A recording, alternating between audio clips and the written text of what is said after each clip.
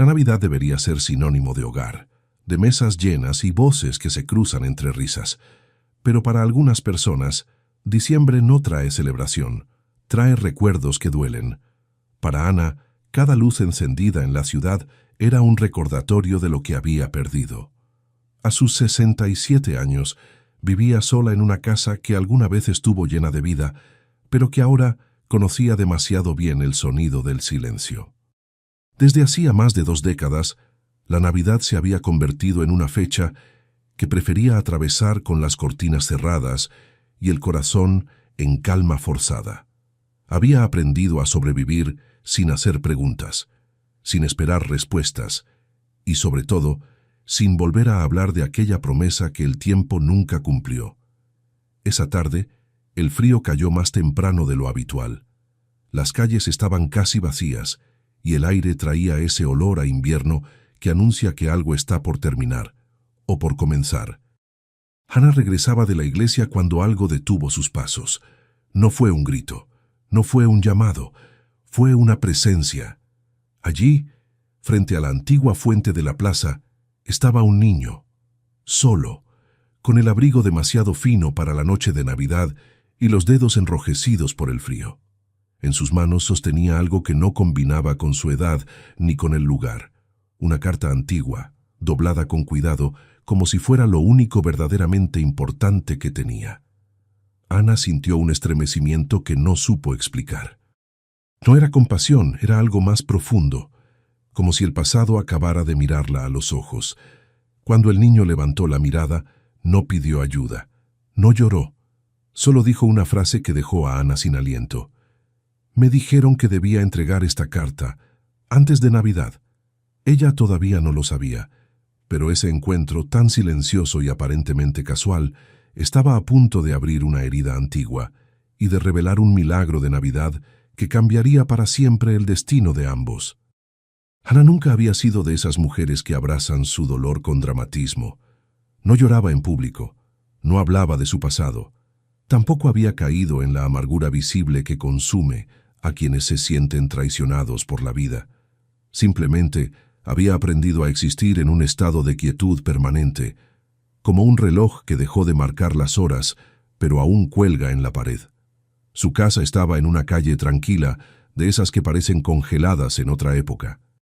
Las casas eran bajas, con techos de tejas rojas y ventanas de madera que crujían cuando el viento soplaba fuerte. Los vecinos la saludaban con respeto, pero nadie se acercaba demasiado. Ana no lo pedía, y ellos, sin saberlo, respetaban un límite invisible que ella misma había trazado años atrás. Cada mañana seguía la misma rutina. Se levantaba al amanecer, preparaba café en una cafetera vieja que había pertenecido a su madre y se sentaba junto a la ventana a observar cómo el mundo despertaba. No esperaba nada, solo miraba. A veces pensaba que esa era su forma de rezar, mirar sin pedir, observar sin juzgar, estar sin pertenecer. Pero diciembre siempre era diferente. Diciembre traía consigo una melancolía que no se podía barrer con la escoba ni lavar con agua fría. Era un peso que se instalaba en el pecho desde el primer día del mes y que no se iba hasta que el calendario marcaba enero. Las luces de colores en las casas vecinas, los villancicos que sonaban desde las tiendas, las familias caminando juntas por la plaza, todo eso la hacía sentir como una extranjera en su propia ciudad. No siempre había sido así. Hubo un tiempo en que Ana también colgaba luces en su puerta, en que horneaba pan dulce y lo compartía con los vecinos, en que creía que la Navidad era el momento en que Dios se acercaba más a la tierra. Pero eso fue hace mucho. Tanto que a veces dudaba si realmente había sucedido o si era solo un recuerdo inventado para sobrevivir. La iglesia era el único lugar donde todavía se permitía bajar la guardia. No iba por costumbre, iba porque algo en su interior, algo que se negaba a morir del todo, la empujaba cada domingo hacia ese edificio antiguo de piedra gris y vitrales descoloridos. Se sentaba siempre en el mismo lugar, en la última banca, cerca de la puerta lateral, donde podía escuchar sin ser vista. No cantaba. No levantaba las manos, no cerraba los ojos con fervor como las otras mujeres de su edad, solo escuchaba. Y a veces, solo a veces, sentía algo parecido a la esperanza, un murmullo tenue, como el eco de una voz que alguna vez había conocido bien. Esa tarde de diciembre, cuando salió de la iglesia, el cielo ya estaba oscuro. Las farolas de la plaza se encendían una por una, proyectando sombras largas sobre el pavimento mojado. Había llovido por la mañana, y el olor a tierra húmeda se mezclaba con el frío del atardecer.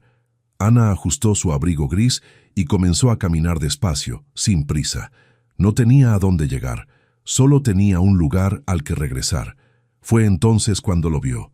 El niño estaba de pie junto a la fuente, esa fuente antigua de piedra que había dejado de funcionar hacía años, pero que nadie se atrevía a derribar. Parecía tener unos 8 o 9 años, tal vez 10. Era difícil saberlo con certeza.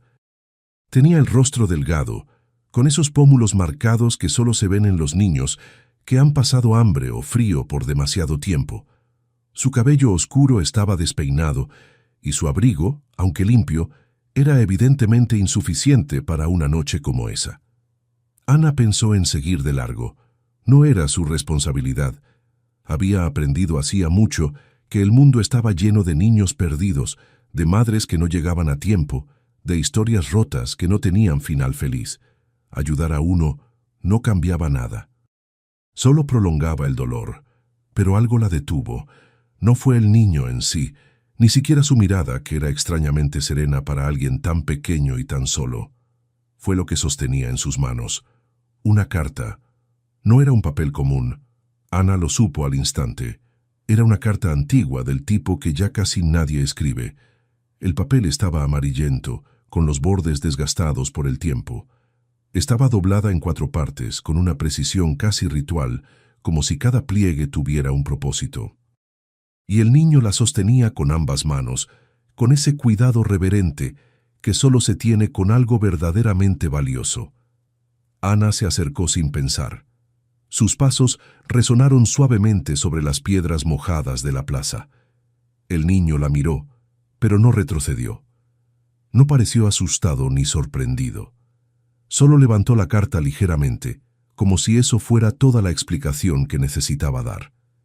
¿Estás perdido?, preguntó Ana, con una voz que pretendía sonar firme, pero que salió más suave de lo que esperaba. El niño negó con la cabeza. No estoy perdido, estoy buscando. Ana frunció el ceño. ¿Buscando a quién? No sé, respondió el niño con una honestidad desconcertante. Me dijeron que debía entregar esta carta antes de Navidad. A alguien bueno. Ana sintió algo extraño en el pecho, una punzada, un tirón, como si una cuerda invisible se hubiera tensado entre ella y ese niño desconocido. ¿Quién te dijo eso?, preguntó, tratando de mantener la calma. El niño bajó la mirada hacia la carta. Mi papá, antes de irse. Las palabras quedaron suspendidas en el aire frío de diciembre. Ana quiso preguntar más. Quiso saber qué significaba antes de irse. Pero algo en la expresión del niño, en la forma en que apretaba la carta contra su pecho, le dijo que no era el momento.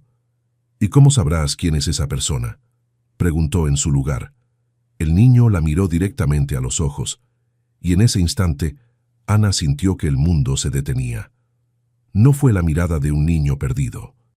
Fue la mirada de alguien que sabía exactamente dónde estaba. Creo que ya lo sé, dijo el niño, extendiendo la carta hacia ella. Ana retrocedió instintivamente. No, yo no soy la persona que buscas. Pero el niño no bajó la mano. Solo la miró con esa serenidad inquietante, con esa certeza que no debería existir en alguien tan joven. Mi papá me dijo que la persona correcta sabría que es ella, aunque al principio no quiera creerlo. Ana sintió que las piernas le temblaban. No podía ser. No tenía sentido. Había pasado tanto tiempo, tantos años de silencio, de ausencia, de rezar sin respuesta. ¿Cómo te llamas?, preguntó, casi en un susurro. Mateo, respondió el niño. Ana cerró los ojos. El nombre resonó en su cabeza como una campana lejana. Mateo. Un nombre que ella misma había pronunciado una vez, hacía tanto tiempo que dolía recordarlo. Un nombre que había elegido en secreto, en la soledad de una habitación de hospital, sabiendo que nunca tendría derecho a usarlo. Cuando abrió los ojos, el niño seguía allí, quieto, esperando, con la carta extendida hacia ella como una ofrenda. Y Ana, sin entender por qué, sin saber todavía lo que estaba a punto de cambiar, extendió la mano y la tomó. El papel estaba frío, áspero, viejo, pero en el instante en que lo tocó, sintió algo que no había sentido en 25 años. Miedo. No el miedo a lo desconocido, sino el miedo a que lo imposible, después de tanto tiempo, estuviera a punto de volverse real. Y mientras el frío de diciembre envolvía la plaza desierta, mientras las luces de Navidad parpadeaban en la distancia y el niño la miraba con esos ojos que parecían saber demasiado, Ana comprendió que su vida, esa vida quieta y controlada que había construido para no volver a romperse, acababa de recibir la única cosa que nunca esperó recibir: una segunda oportunidad, o quizás una promesa que finalmente había decidido cumplirse. Si esta historia ya está tocando algo en tu corazón, quiero invitarte a quedarte. A veces las historias más difíciles de escuchar son las que más necesitamos, y a veces el milagro que esperamos no llega como lo imaginamos, pero llega.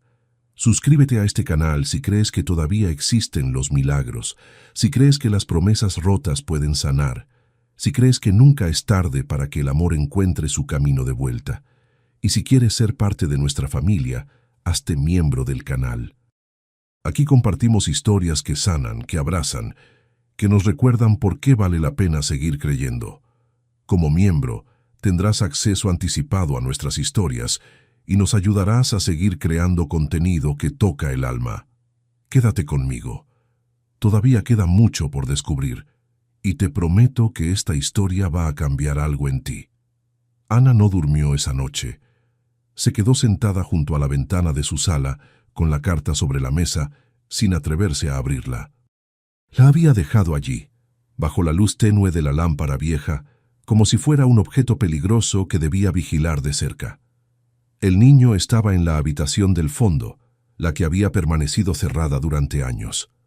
Ana le había preparado la cama con sábanas limpias que olían a lavanda guardada, le había dado sopa caliente y pan, y lo había visto dormirse casi al instante, con esa entrega absoluta que solo tienen los niños muy cansados.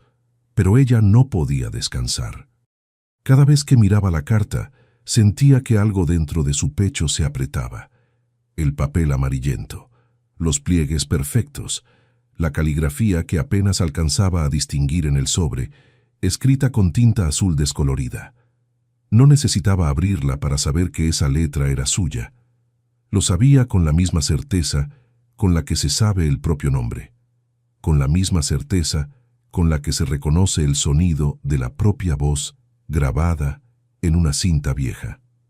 Hacía 25 años que había escrito esa carta. 25 años desde la noche en que su mundo se partió en dos. Ana cerró los ojos y dejó que el recuerdo la atravesara. No lo había invitado, no lo había buscado, pero ahí estaba, nítido como si hubiera sucedido ayer.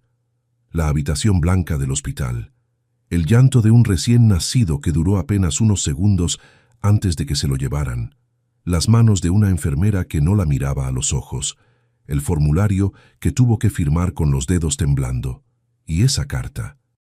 Esa única carta que le permitieron escribir, sabiendo que jamás llegaría a las manos de su hijo, o eso había creído.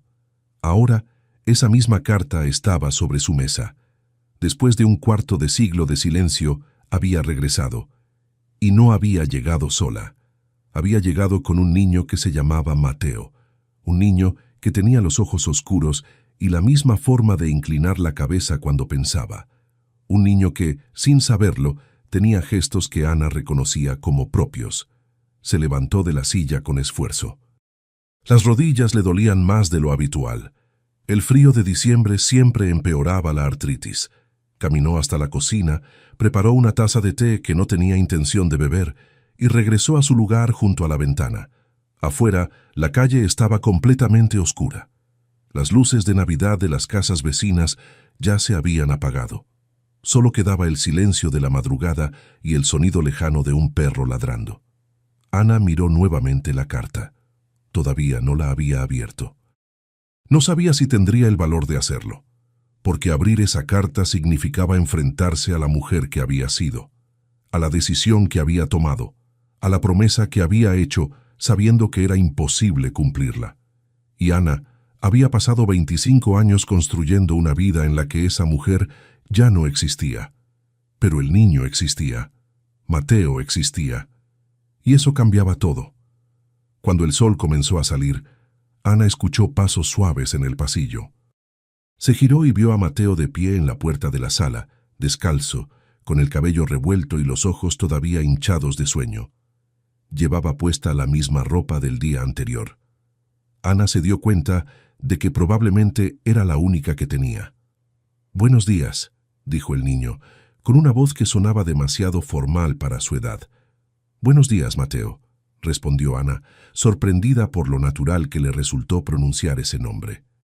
El niño se acercó despacio, como si no quisiera invadir un espacio que no le pertenecía.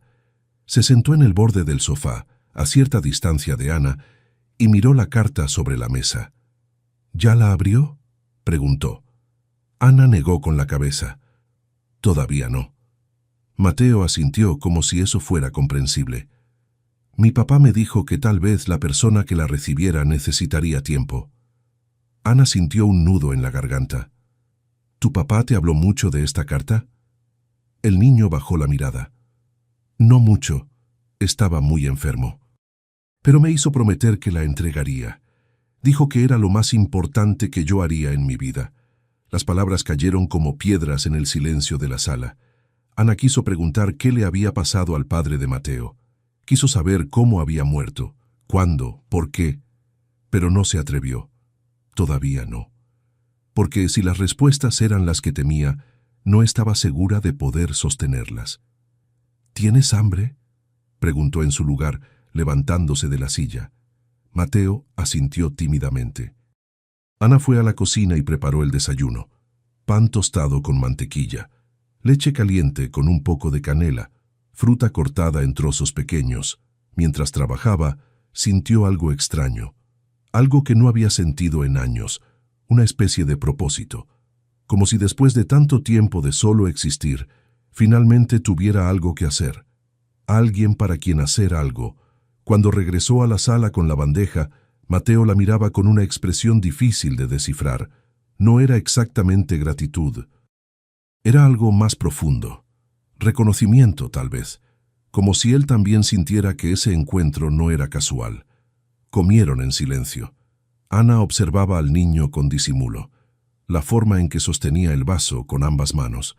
La manera en que masticaba despacio, saboreando cada bocado. Como si no estuviera acostumbrado a comer bien. Los moretones leves en sus muñecas, apenas visibles, las uñas demasiado cortas, los zapatos gastados que había dejado junto a la puerta. «¿Dónde has estado viviendo, Mateo?», preguntó Ana con suavidad. El niño tragó el bocado antes de responder. «En diferentes lugares. Después de que mi papá murió, me quedé con una señora, pero ella también se enfermó. Luego estuve en un...».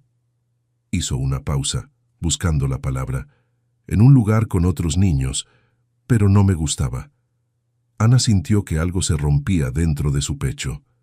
¿Y ahora? Mateo se encogió de hombros. Ahora ya entregué la carta, así que supongo que volveré. ¿Volver a dónde? Al lugar con los otros niños. Ana apretó los labios. No dijo nada, no podía decir nada todavía, porque no sabía qué era lo correcto. No sabía si tenía derecho a intervenir. No sabía si ese niño, por más que algo en su interior gritara que había una conexión, realmente tenía algo que ver con ella. Pero entonces Mateo hizo algo inesperado. Se levantó del sofá, caminó hasta la ventana y se quedó mirando hacia afuera. La luz de la mañana iluminaba su perfil. Y en ese instante, Ana vio algo que la dejó sin aliento. La forma de su nariz, la línea de su mandíbula, la manera en que fruncía ligeramente el ceño cuando pensaba. No era imaginación, no era deseo, era genética. Mi papá me dijo que yo me parecía a alguien, dijo Mateo sin dejar de mirar por la ventana. Nunca me dijo a quién, pero me dijo que cuando encontrara a la persona correcta, ella lo sabría. Ana se puso de pie lentamente, caminó hasta donde estaba el niño y se colocó a su lado. Miraron juntos hacia la calle, donde algunos vecinos comenzaban a salir de sus casas. Un hombre barría la acera, una mujer colgaba ropa en el tendedero.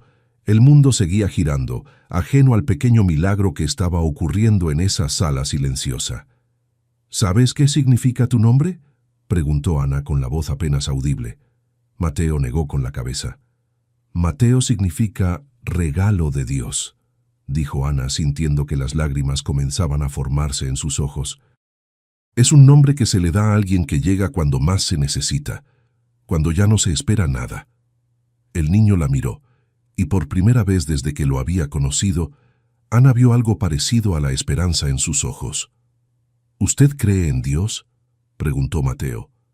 Ana tardó en responder, porque la verdad era complicada. La verdad era que había pasado 25 años dudando, 25 años preguntándose si Dios realmente escuchaba, 25 años sintiéndose abandonada.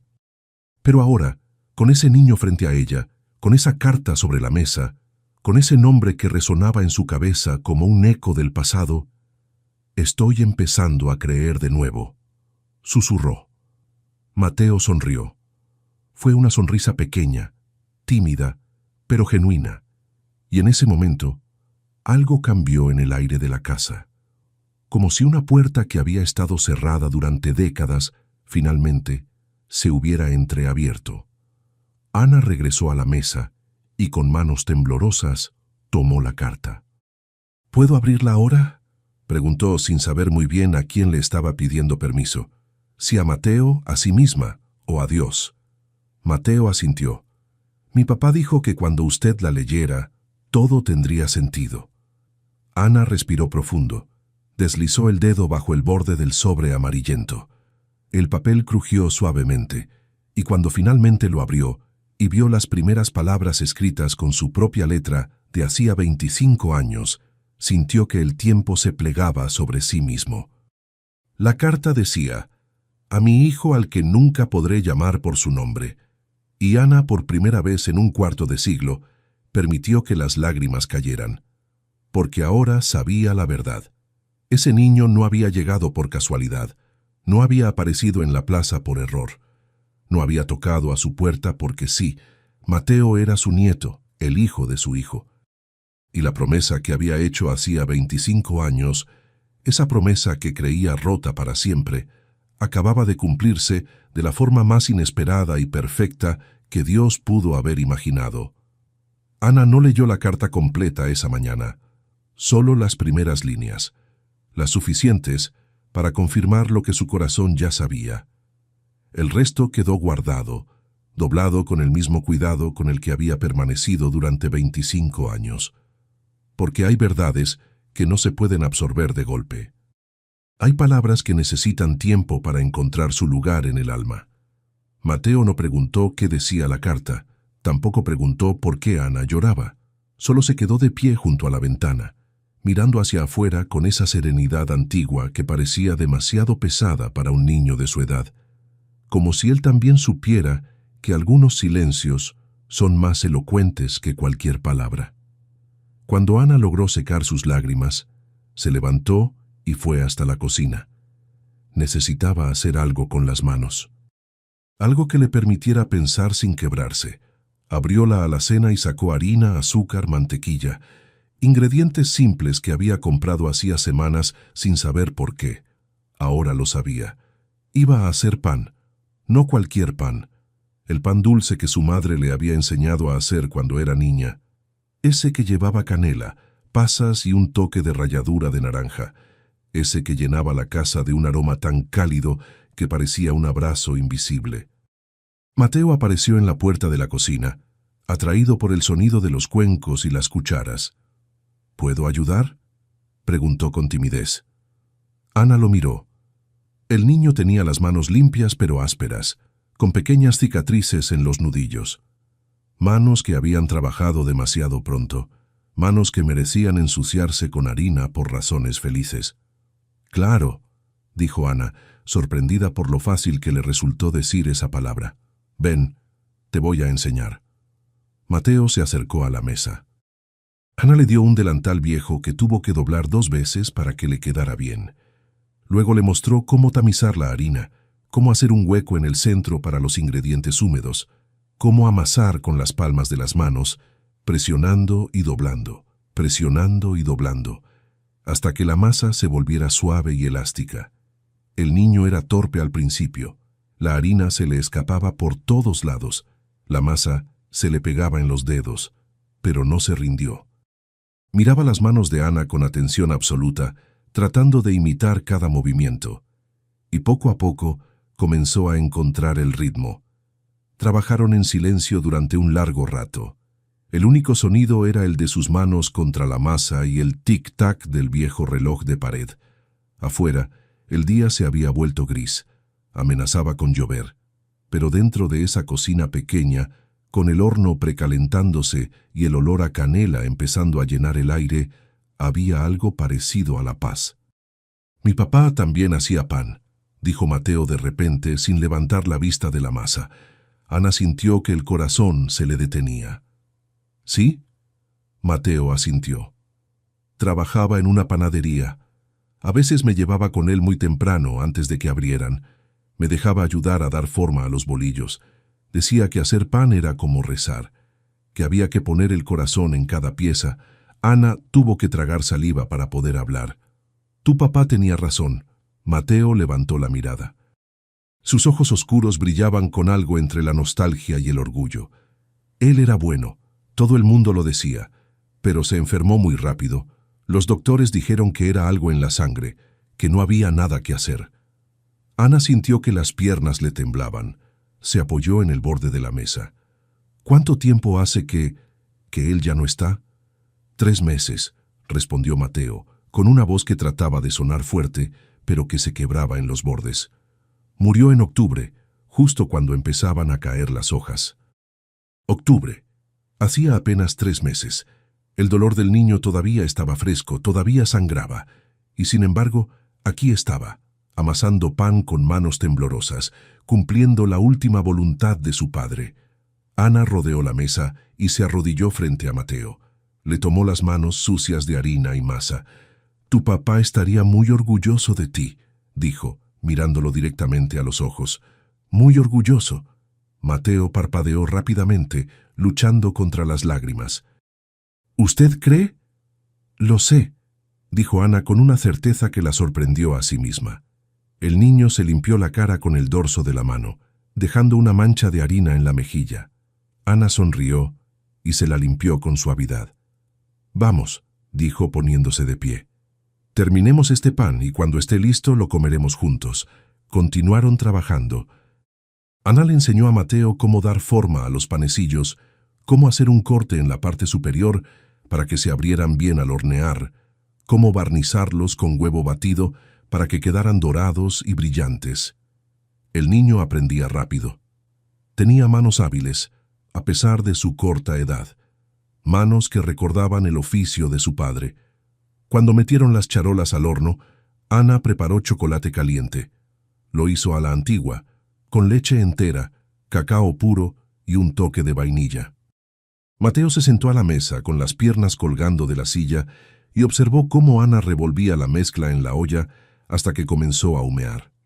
«¿Usted siempre ha vivido sola?», preguntó el niño de repente. Ana se quedó quieta, con la cuchara a medio camino entre la olla y la taza. «Sí», respondió después de un momento. «Durante mucho tiempo». «¿No tiene familia?». Ana sintió que algo se apretaba en su pecho. «Tuve.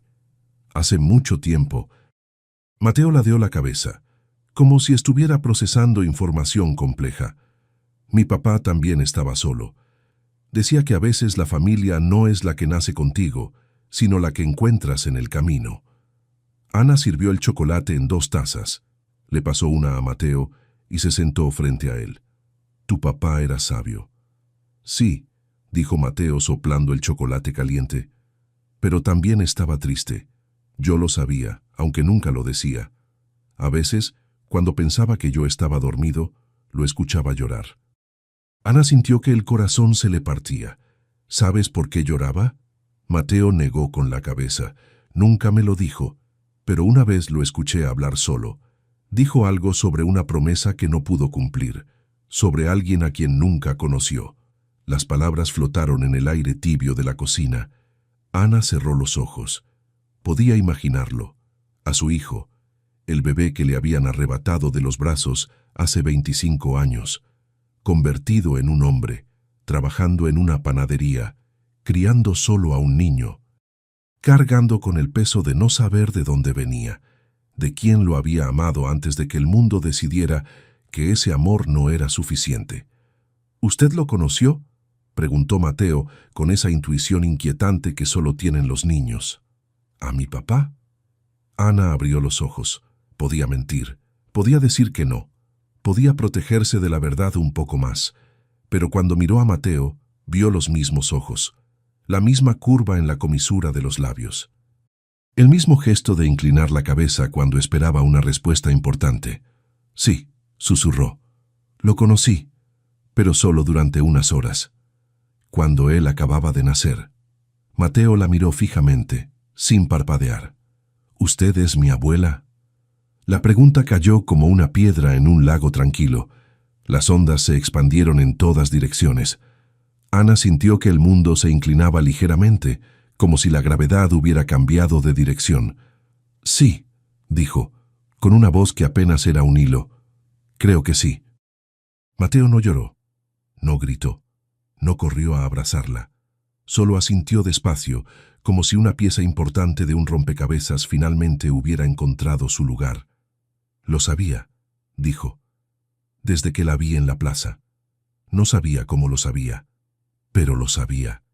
Ana estiró la mano sobre la mesa. Mateo puso la suya encima. Eran casi del mismo tamaño, pequeñas, frágiles, pero juntas, de alguna manera, parecían más fuertes.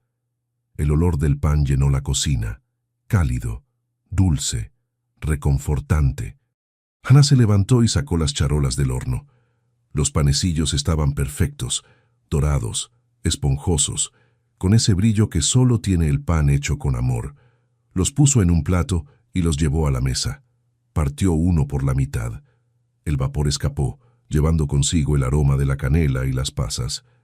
Le dio una mitad a Mateo. Come, dijo. Todavía está caliente. Mateo mordió el pan, cerró los ojos, y por primera vez desde que Ana lo había conocido, sonrió. Una sonrisa completa, genuina, del tipo que ilumina toda la cara. Sabe igual, dijo, igual que el de mi papá. Ana sintió que algo se derretía dentro de su pecho, algo que había estado congelado durante 25 años. Tal vez él aprendió de alguien que también sabía hacerlo, dijo suavemente. Mateo abrió los ojos y la miró. ¿De usted? No directamente, respondió Ana, pero sí, de mi sangre, de mi familia, de mi madre, que se lo enseñó a mí. Mateo terminó su pan en silencio. Luego tomó otro y otro. Como si no pudiera parar. Como si cada bocado fuera una forma de recuperar algo que había perdido. Ana lo observaba, sintiendo una mezcla de alegría y dolor tan intensa que casi no podía respirar. Porque ese niño era suyo. No por elección, no por crianza, pero por sangre, por destino, por un milagro silencioso que había tardado 25 años en manifestarse. Cuando el plato quedó vacío, Mateo se limpió las manos en el delantal y miró a Ana con seriedad. ¿Puedo quedarme?, preguntó. No para siempre, solo hasta que sepa qué hacer. Ana sintió que las lágrimas regresaban, pero esta vez no eran lágrimas de dolor. Eran lágrimas de algo que había olvidado cómo sentir. Esperanza. Puedes quedarte todo el tiempo que necesites, dijo. Mateo asintió, y en ese gesto simple, En ese movimiento pequeño de la cabeza se selló un pacto silencioso, un acuerdo entre dos almas perdidas que acababan de encontrarse en el momento exacto en que ambas más lo necesitaban. Afuera comenzó a llover. Las gotas golpeaban suavemente contra la ventana, pero dentro de esa cocina, con el olor a pan todavía flotando en el aire y las tazas de chocolate caliente enfriándose sobre la mesa, había luz. Y por primera vez en 25 años, Ana sintió que su casa dejaba de ser solo un lugar donde existir. Se estaba convirtiendo en un hogar. Esa noche, después de que Mateo se durmiera, Ana finalmente se atrevió a leer la carta completa. Se sentó en su habitación, con la única lámpara encendida, y desplegó el papel amarillento con manos que todavía temblaban. Hacía 25 años que había escrito esas palabras. 25 años desde que una enfermera se la había quitado de las manos con una mezcla de compasión y prisa, prometiéndole que la guardarían junto con los documentos de adopción.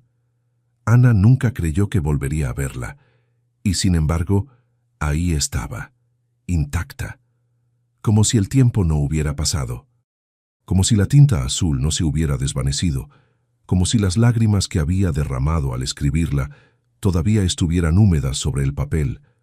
Respiró profundo y comenzó a leer. A mi hijo, al que nunca podré llamar por su nombre. Escribo esta carta sabiendo que tal vez jamás llegue a tus manos, sabiendo que probablemente crezcas sin conocer mi rostro, mi voz o las razones por las que tuve que dejarte ir. Pero necesito que estas palabras existan. Necesito que en algún lugar del mundo quede constancia de que te amé, de que te amo, de que siempre te amaré. Hoy es 23 de diciembre de 1999. Afuera está nevando. Puedo verlo desde la ventana del hospital. Los copos caen despacio, como si el cielo también estuviera llorando. Tú naciste hace apenas 6 horas. Te tuve en mis brazos durante 3 minutos. Solo 3. Pero fueron suficientes para que mi vida entera cambiara de significado. Eras perfecto, pequeño, tibio, con los puños cerrados y los ojos apretados, como si ya supieras que este mundo no iba a ser fácil. Te conté los dedos de las manos. 10. Los dedos de los pies. 10. Y cuando abriste los ojos por un segundo, solo un segundo, te vi. Realmente te vi. Y supe que nunca podría olvidarte, pero también supe que no podía quedarte. No tengo dinero, no tengo casa, no tengo familia que me apoye.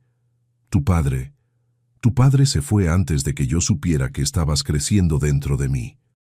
Y cuando lo encontré para decirle, me dejó claro que no quería saber nada de nosotros.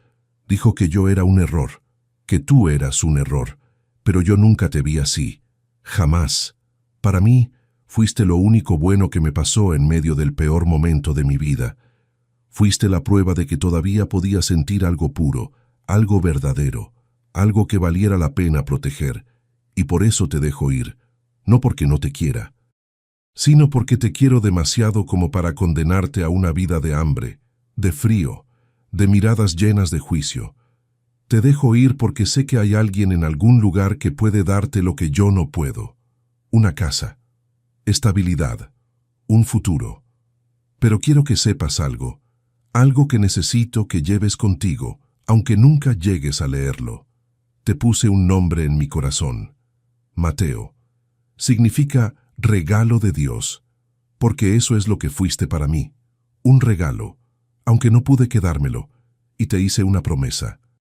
Si Dios existe, si realmente está ahí arriba mirando, si las oraciones de una mujer rota sirven para algo, entonces te prometo que algún día, de alguna forma, nos volveremos a encontrar.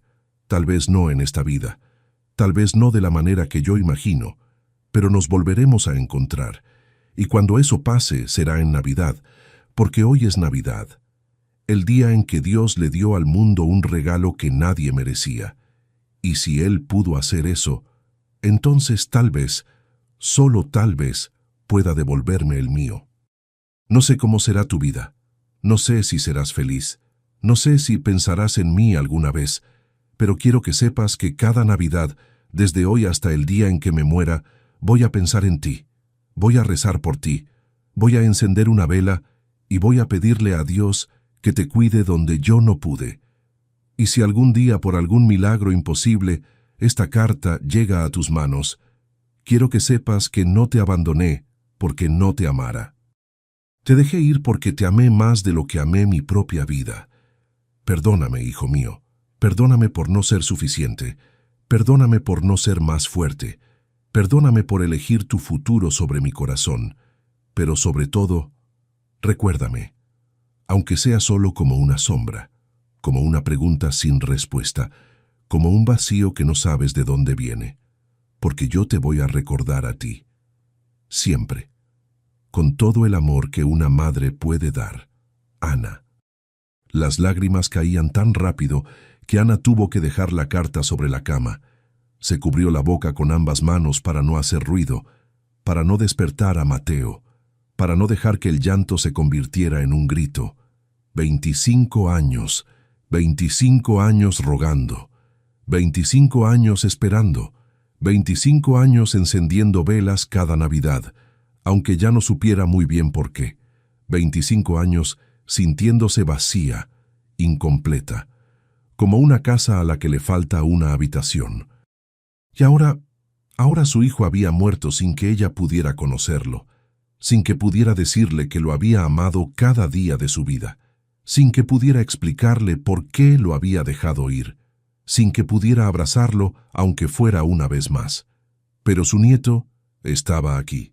Mateo estaba aquí, y llevaba el nombre que ella había elegido, el nombre que había guardado en su corazón como un secreto, el nombre que nunca había pronunciado en voz alta porque dolía demasiado. Ana se levantó de la cama y caminó despacio hasta la habitación donde dormía el niño. La puerta estaba entreabierta. Entró sin hacer ruido y se quedó de pie junto a la cama, observándolo. Mateo dormía de lado, con una mano bajo la almohada y la otra sobre el pecho. Respiraba profundo, con ese ritmo tranquilo de los niños que finalmente se sienten seguros. Su cabello oscuro caía sobre la frente. Sus pestañas largas proyectaban sombras suaves sobre sus mejillas. Ana se arrodilló junto a la cama. Extendió la mano y con cuidado infinito apartó un mechón de cabello de la frente del niño. «Llegaste», susurró con la voz quebrada. «No sé cómo, no sé por qué, pero llegaste». Mateo se movió ligeramente, pero no despertó. Ana se quedó ahí, arrodillada en el suelo frío, mirando a ese niño que era sangre de su sangre, que era la respuesta a una oración que había dejado de hacer hacía años, que era la prueba de que Dios, después de todo, sí escuchaba. Solo que a veces su respuesta tardaba 25 años en llegar, y a veces llegaba disfrazada de tragedia, de pérdida, de un padre que había muerto demasiado joven, de un niño que había quedado solo, de una carta que había viajado a través del tiempo y la distancia hasta encontrar su destino. Ana se levantó despacio, regresó a su habitación, tomó la carta y la dobló con el mismo cuidado con el que la había escrito. Luego abrió el cajón de su mesita de noche, sacó una pequeña caja de madera que había pertenecido a su madre y guardó la carta dentro. Pero antes de cerrar la caja, añadió algo más. Una fotografía vieja, la única que tenía. Una imagen borrosa, tomada con una cámara desechable, de un bebé recién nacido envuelto en una manta blanca. La enfermera se la había dado en secreto, a pesar de que no estaba permitido, y Ana la había guardado durante 25 años como su posesión más valiosa. Ahora, por fin, esa fotografía tenía contexto. Ese bebé había crecido, había vivido, había trabajado en una panadería, había amado, había criado a un hijo, y antes de morir, había cumplido la promesa que Ana había hecho. Había traído de vuelta el milagro de Navidad. Ana cerró la caja y la volvió a guardar en el cajón. Luego apagó la luz, se acostó en la cama y por primera vez en 25 años durmió profundamente, sin pesadillas, sin vacío, sin el peso de la culpa aplastándole el pecho. Porque finalmente entendía. No había perdido a su hijo. Lo había dejado ir para que pudiera tener la vida que ella no podía darle, y él, desde donde fuera que estuviera ahora, le había devuelto el favor. Le había enviado a Mateo, le había dado una segunda oportunidad. Le había dicho a través de esa carta antigua y ese niño de ojos oscuros que la perdonaba, y que todo, absolutamente todo, había valido la pena. A la mañana siguiente, Ana despertó con el sonido de la lluvia golpeando contra el techo. Se levantó, se puso la bata y caminó hacia la cocina, pero antes de llegar, se detuvo en seco. Mateo estaba de pie frente a la ventana de la sala, con la carta en las manos. Ana sintió que el corazón se le aceleraba. Mateo, yo... El niño se giró, tenía los ojos rojos, había estado llorando. La encontré, dijo con la voz temblando. Estaba en la mesa, la leí. Ana no sabía qué decir. No sabía si debía disculparse, si debía explicar, si debía abrazarlo o darle espacio. Pero entonces Mateo hizo algo que ella no esperaba. Caminó hacia ella, despacio, con pasos inseguros, y cuando estuvo lo suficientemente cerca, la abrazó. No dijo nada, solo la abrazó, con fuerza, como si tuviera miedo de que fuera a desaparecer, y Ana, con las manos todavía temblorosas, le devolvió el abrazo. «Lo siento», susurró, con la voz quebrada. «Siento mucho no haber estado ahí para tu papá. Siento mucho todo lo que perdiste». Mateo negó con la cabeza contra el pecho de Ana. «Mi papá me dijo que nunca culpara a nadie por las cosas que no podían controlar. Dijo que la vida era así, que a veces hacemos lo mejor que podemos, y aún así no es suficiente». Ana cerró los ojos. Las lágrimas caían silenciosas. «Pero también me dijo», continuó Mateo, levantando la cabeza para mirarla, «que Dios siempre encuentra la forma de arreglar lo que se rompió, aunque tarde mucho, aunque duela». Ana lo miró. Ese niño de 8 años, ese niño que había perdido a su padre, que había vivido en la calle, que había sido pasado de mano en mano como un objeto sin valor, ese niño que, de alguna manera, todavía creía en los milagros. «Tu papá tenía razón», dijo Ana acariciando el cabello oscuro del niño. «Tenía toda la razón». Mateo sonrió. Una sonrisa pequeña, pero real. «¿Entonces puedo quedarme? ¿De verdad?» Ana asintió, sintiendo que algo dentro de su pecho finalmente se reparaba. «Sí, Mateo. Puedes quedarte. Para siempre, si quieres». El niño la abrazó de nuevo. Y en ese abrazo, en ese momento silencioso, en una casa que había estado vacía durante 25 años, se cumplió la promesa.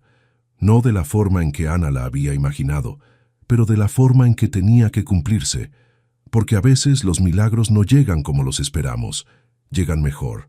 La felicidad duró exactamente 3 días, 3 días en los que Ana y Mateo construyeron algo parecido a una rutina.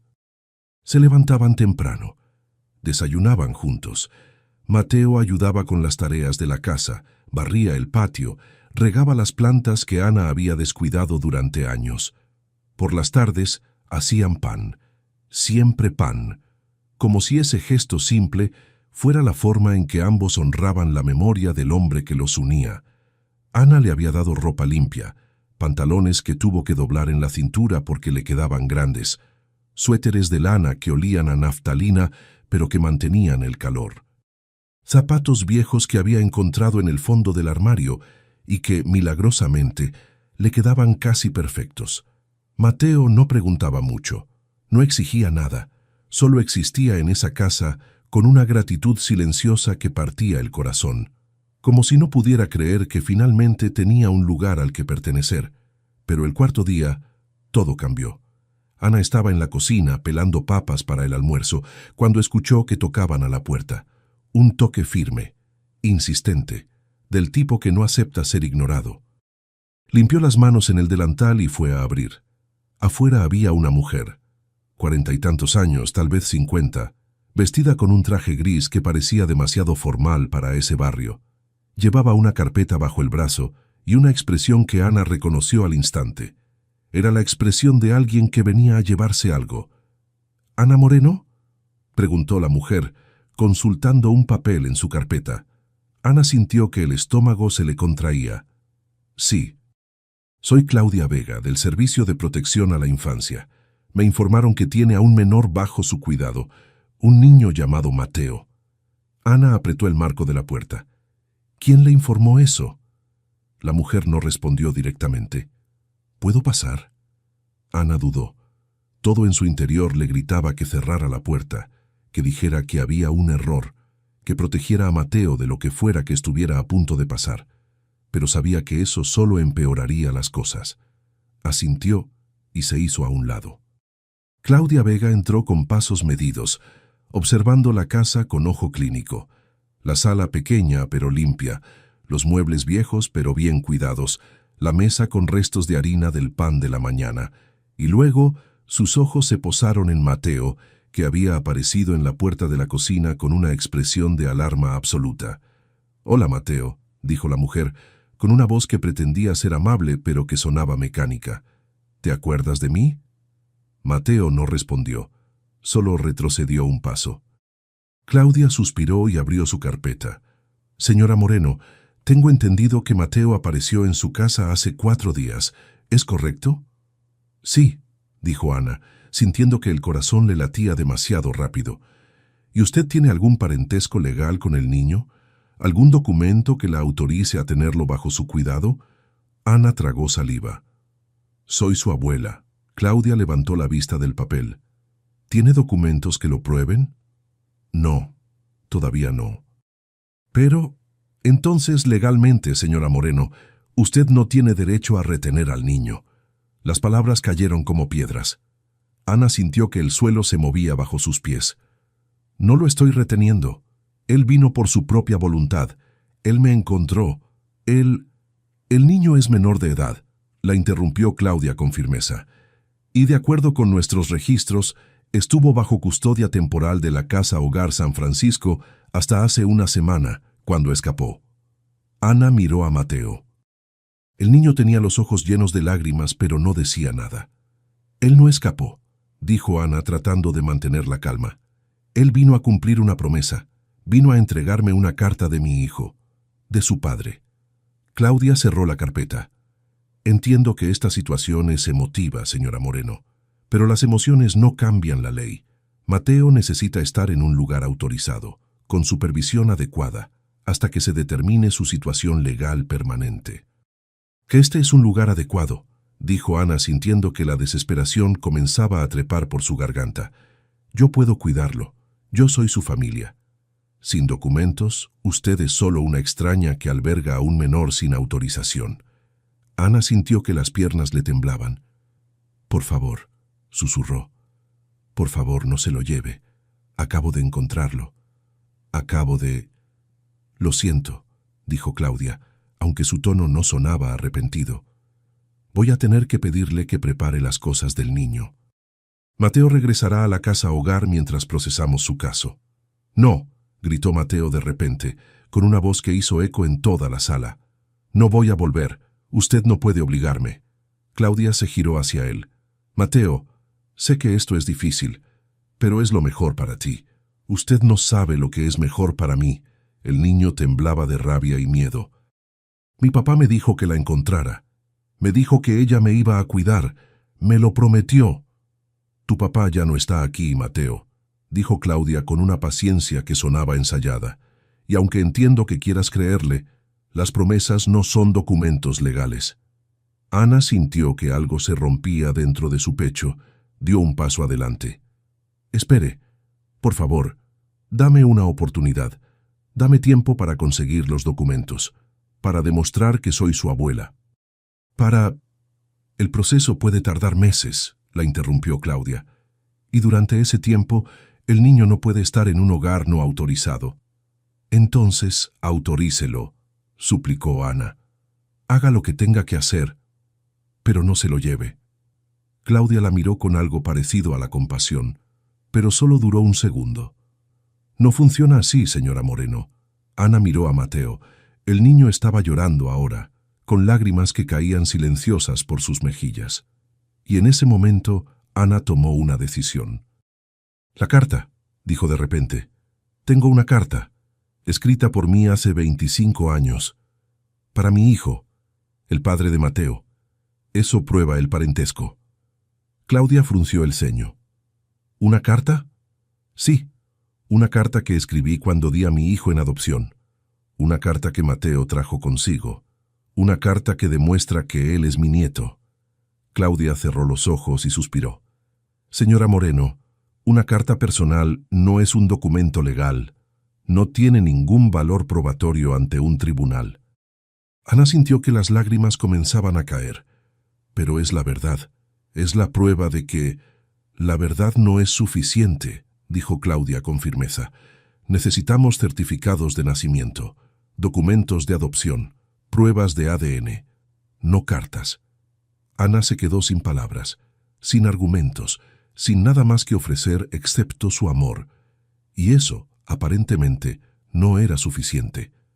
Claudia sacó su teléfono y marcó un número. Voy a llamar a mi colega para que venga a recoger a Mateo. Por favor, preparen sus cosas.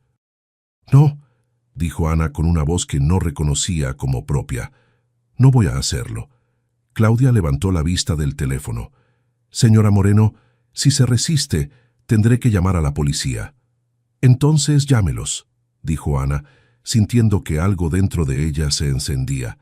Llámelos y explíqueles que están separando a un niño de su abuela, que están rompiendo la única familia que le queda, que están destruyendo un milagro. Esto no es un milagro, dijo Claudia con cansancio. Es una situación irregular que necesita ser resuelta de acuerdo con la ley. La ley no sabe nada de lo que ese niño ha pasado, replicó Ana. La ley no estuvo ahí cuando su padre murió. La ley no estuvo ahí cuando lo pasaron de casa en casa como si fuera un objeto. La ley no tiene corazón. La ley existe para proteger a los niños, señora Moreno, aunque a veces no lo parezca. Ana dio un paso hacia Mateo y lo tomó de la mano. Entonces que la ley me diga cómo se protege a un niño quitándole la única persona que lo ama. Claudia no respondió. Solo terminó de marcar y se llevó el teléfono al oído. Ana miró a Mateo. El niño la miraba con ojos llenos de terror y súplica, como si esperara que ella de alguna manera pudiera detener lo inevitable. Y Ana supo, con una claridad dolorosa, que no podía. No tenía documentos, no tenía pruebas. No tenía nada excepto una carta vieja y una promesa que el mundo no consideraba válida. Pero tenía fe. Fe en que Dios, que había tardado 25 años en traer a Mateo hasta su puerta, no iba a permitir que se lo arrebataran ahora. Fe en que los milagros no terminan cuando los obstáculos aparecen. Fe en que, de alguna manera, aunque no pudiera ver cómo, esto iba a resolverse. Mateo, dijo Ana, arrodillándose frente al niño. Mírame. El niño la miró, temblando. No importa lo que pase, dijo Ana tomándolo por los hombros. No importa a dónde te lleven, no importa cuánto tiempo pase, te voy a encontrar, te lo prometo. Voy a hacer lo que sea necesario, voy a conseguir los documentos, voy a pelear y voy a traerte de vuelta. ¿Lo promete?, susurró Mateo. Lo prometo, dijo Ana con toda la convicción que tenía. Por Dios que lo prometo. Y en ese momento, mientras Claudia hablaba por teléfono en la esquina de la sala, mientras el mundo se preparaba para separarlos de nuevo, Ana abrazó a su nieto con toda la fuerza que tenía, porque sabía que tal vez sería la última vez en mucho tiempo, y porque sabía que esta vez, a diferencia de hace 25 años, no iba a rendirse sin pelear. Mateo se fue esa misma tarde. Llegó un auto blanco con las palabras «Servicios Sociales» impresas en el costado. Un hombre bajó del vehículo alto y de aspecto cansado, con una carpeta idéntica a la de Claudia. Intercambiaron palabras que Ana no alcanzó a escuchar. Luego se acercaron a la puerta. Mateo había empacado sus cosas en una bolsa pequeña que Ana le había dado. Ropa limpia, el suéter de lana, un pedazo de pan envuelto en papel encerado, y la carta que se negó a dejar atrás a pesar de que Claudia le sugirió que la dejara en custodia de Ana. «Es mía», había dicho el niño con una firmeza que no admitía discusión. «Mi papá me la dio a mí. Ana lo acompañó hasta el auto. Le sostuvo la mano todo el camino. Sentía los dedos pequeños de Mateo aferrándose a los suyos con una fuerza desesperada, como si al soltarla fuera a desaparecer para siempre. Cuando llegaron al auto, Mateo se detuvo, se giró hacia Ana y sin decir palabra, la abrazó. Ana cerró los ojos y lo apretó contra su pecho, sintiendo cómo el cuerpo pequeño del niño temblaba. Quiso decirle algo que lo hiciera sentir menos asustado, menos solo, pero las palabras no salían. Solo podía sostenerlo y rezar en silencio para que Dios le diera la fuerza que ella no tenía. «Voy a volver», susurró Mateo contra el abrigo de Ana. «No sé cómo, pero voy a volver. Y yo voy a buscarte», respondió Ana con la voz quebrada. «Cada día, hasta que te traiga de vuelta a casa». El hombre de servicios sociales carraspeó. «Es hora, Mateo». El niño se separó lentamente. Miró a Ana una última vez y luego subió al auto. Ana se quedó de pie en la acera viendo cómo el vehículo blanco se alejaba por la calle. Mateo pegó la mano contra la ventana trasera con la palma abierta en un gesto de despedida silenciosa.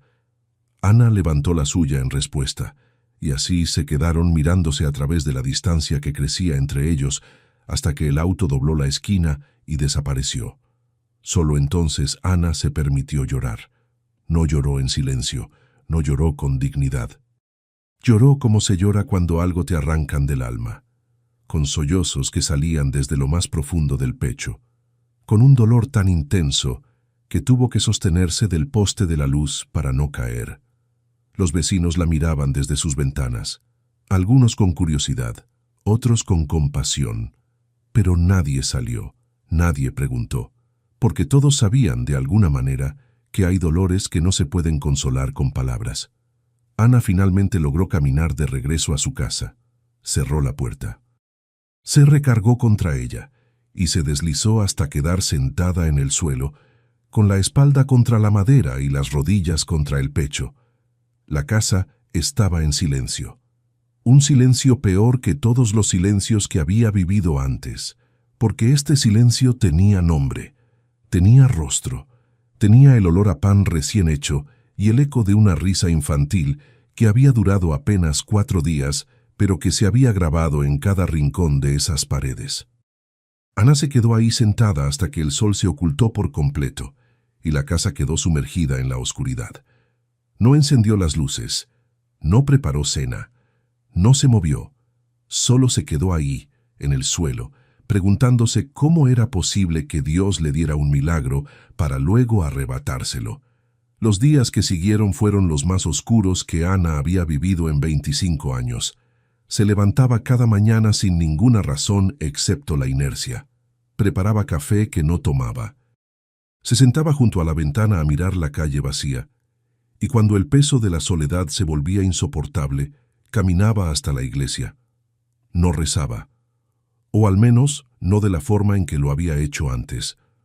No repetía oraciones memorizadas, no encendía velas. Solo se sentaba en la última banca y hablaba, en voz baja, a veces en susurros, a veces solo en su mente. Le hablaba a Dios como se le habla a alguien que te ha decepcionado, pero de quien todavía esperas algo. «No entiendo», decía. «No entiendo por qué me lo trajiste si sabías que me lo ibas a quitar. No entiendo qué lección se supone que debo aprender de esto. No entiendo qué tan rota debo estar para que finalmente me dejes en paz». Pero Dios no respondía, o al menos no de forma audible. Solo había silencio, el mismo silencio que había llenado su vida durante 25 años. Una tarde, el padre Tomás se acercó. Era un hombre mayor, de cabello completamente blanco y manos manchadas por la edad. Había sido el párroco de esa iglesia desde antes de que Ana naciera. La conocía, sabía de su historia, o al menos sabía lo suficiente como para no hacer preguntas innecesarias. «Ana», dijo, sentándose en la banca junto a ella, «hace días que vienes, pero nunca te acercas al altar, nunca pides los sacramentos. ¿Qué es lo que buscas aquí?» Ana no lo miró. Mantuvo la vista fija en el crucifijo que colgaba sobre el altar. «No lo sé», respondió con honestidad. «Tal vez busco una razón para seguir creyendo». El padre Tomás asintió despacio. «¿Y la has encontrado?» Ana negó con la cabeza. «No, solo he encontrado más preguntas». Las preguntas no son enemigas de la fe, Ana. A veces son el único camino hacia ella. Ana finalmente lo miró. «¿Usted cree que Dios escucha, padre?» «Sí», respondió sin dudar. «Entonces, ¿por qué no responde?» El padre Tomás sonrió con tristeza. Tal vez porque su respuesta no es la que queremos escuchar. O tal vez porque todavía no es el momento de responder. «He esperado 25 años», dijo Ana, sintiendo que las lágrimas volvían. «¿Cuánto más se supone que debo esperar?» El padre Tomás puso una mano sobre la de Ana. «No lo sé, pero sé que la espera no es un castigo, a veces es una preparación». Ana retiró la mano. «No quiero estar preparada, quiero a mi nieto de vuelta». El padre Tomás no respondió, solo asintió, y después de un largo silencio, se levantó y regresó al altar. Ana se quedó sola de nuevo, pero esta vez algo dentro de ella había cambiado. No era esperanza, todavía no. Era algo más parecido a la terquedad, a la negación a rendirse, a la determinación de pelear, aunque todo pareciera perdido. Salió de la iglesia con paso firme, regresó a su casa, y por primera vez en días hizo algo productivo. Buscó documentos, certificados viejos, papeles guardados en cajas polvorientas, registros de hospitales que había conservado sin saber por qué, y encontró algo. No mucho, pero algo. Un comprobante de ingreso al hospital, fechado el 23 de diciembre de 1999, con su nombre, y una anotación médica que decía «Parto, varón, entregado en adopción». No era suficiente, lo sabía, pero era un comienzo. Al día siguiente, Ana fue a las oficinas de servicios sociales. Esperó 3 horas en una sala llena de gente cansada y niños llorando. Cuando finalmente la atendieron, explicó su situación, presentó el documento del hospital, pidió información sobre su hijo, sobre el proceso de adopción, sobre cualquier cosa que pudiera ayudarla a demostrar que Mateo era su nieto. La funcionaria, una mujer joven con expresión aburrida, revisó el documento.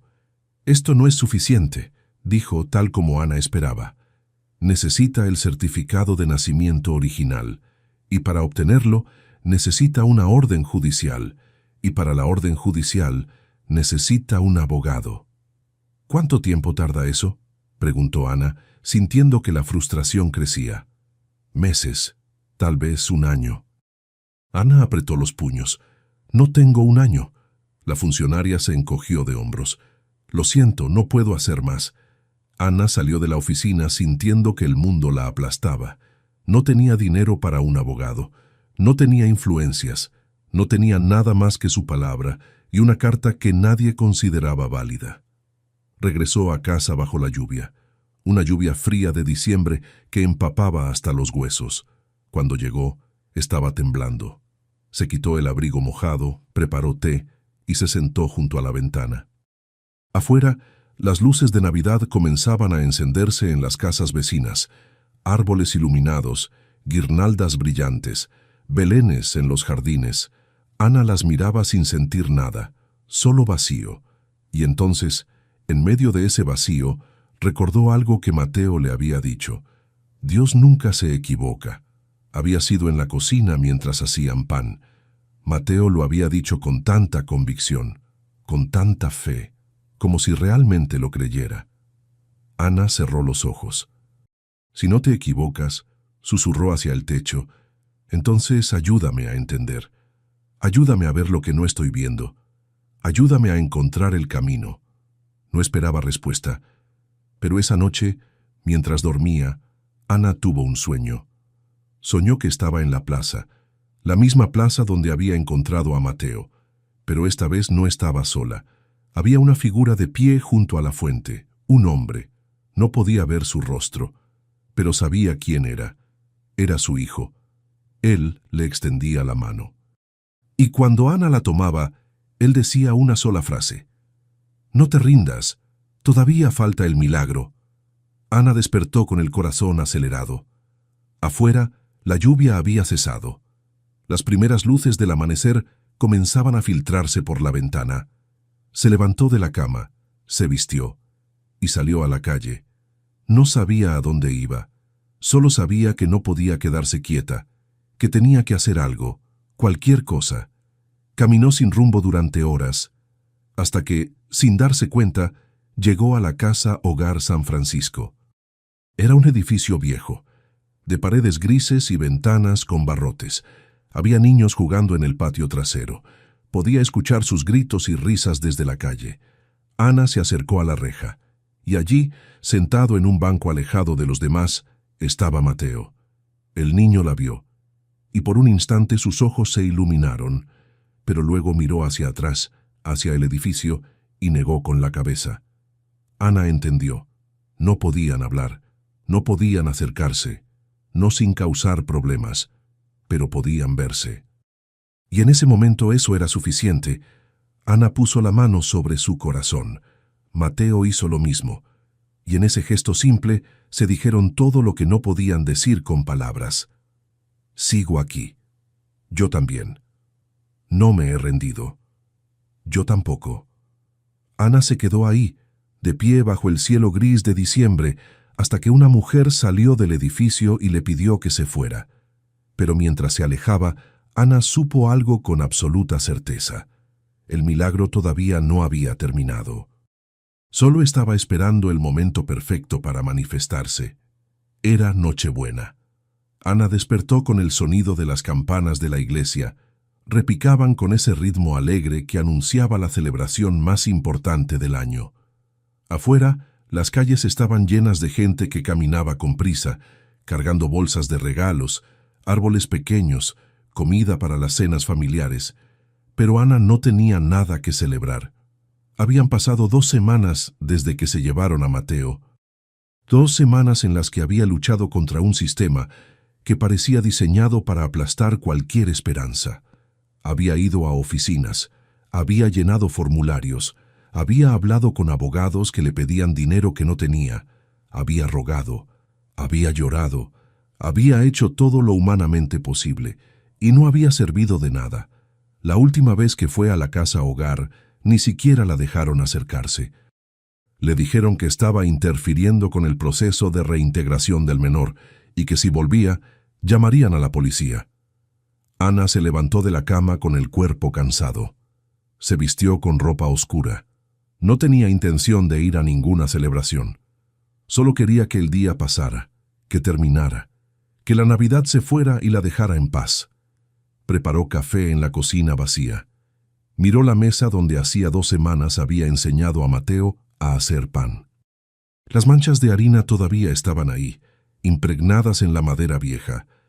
Ana las había dejado a propósito, como prueba de que no había sido un sueño, de que Mateo había existido, de que había sido real.